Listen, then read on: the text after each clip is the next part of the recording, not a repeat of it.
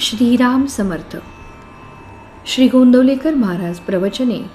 दिवस 74. प्रपंचातले आपलेपण भगवंताकडे वळवा. प्रेम हे सर्वांना उपजतच येत असते. हा माझा मुलगा, ही माझी मुलगी यांच्यावर प्रेम कसे करावे हे कोणी शिकवावे लागत नाही.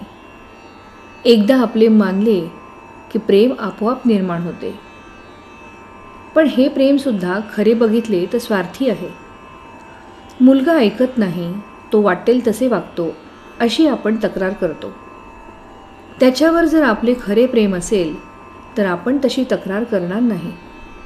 परंतु त्याच्यामागे हा माझे ऐकत नाही, हा अहंकार, स्वार्थ आहे. एक गृहस्थ मला भेटले. त्यांना मी विचारले, झाले का मुलाचे लग्न? ते म्हणाले, नाही, उद्या आहे.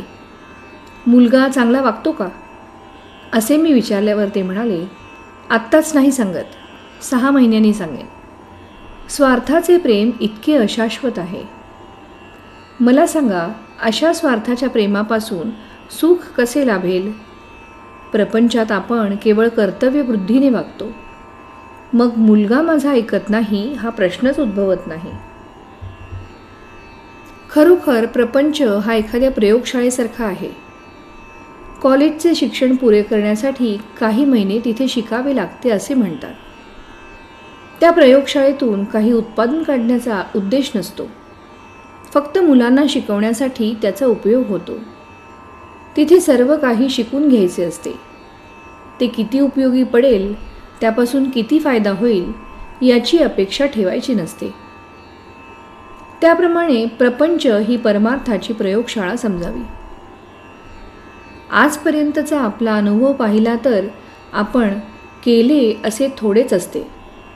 म्हणून परिस्थितीबद्दल फारशी काळजी न करता आपण आपले कर्तव्य तेवढे योग्य रीतीने करावे. आपल्या वृत्तीवर परिणाम होऊ देऊ नये. प्रत्येक गोष्ट घडायला योग्य वेळ काळ यायला लागतो. तेव्हा कर्तव्यबुद्धीने वागून काय ते करा आणि भगवंता, हा प्रपंच तुझ्या इच्छेने चालला आहे असे म्हणा. म्हणजे आपोआप भगवंताचे प्रेम लागेल. प्रपंचातले जे आपलेपण आहे ते भगवंताकडे वळवा. घरातल्या मंडळींवर निस्वार्थ बुद्धीने प्रेम करायला शिका. म्हणजे परमार्थ आपोआप साधेल आणि आपलेपणा भगवंताकडे वळवल्यामुळे भगवंतावर प्रेम जडेल. याकरिता काही वेगळे करणे नको. हा आपलेपणा निर्माण होण्यासाठी भगवंता वाचून आपले नडते ही भावना झाली पाहिजे.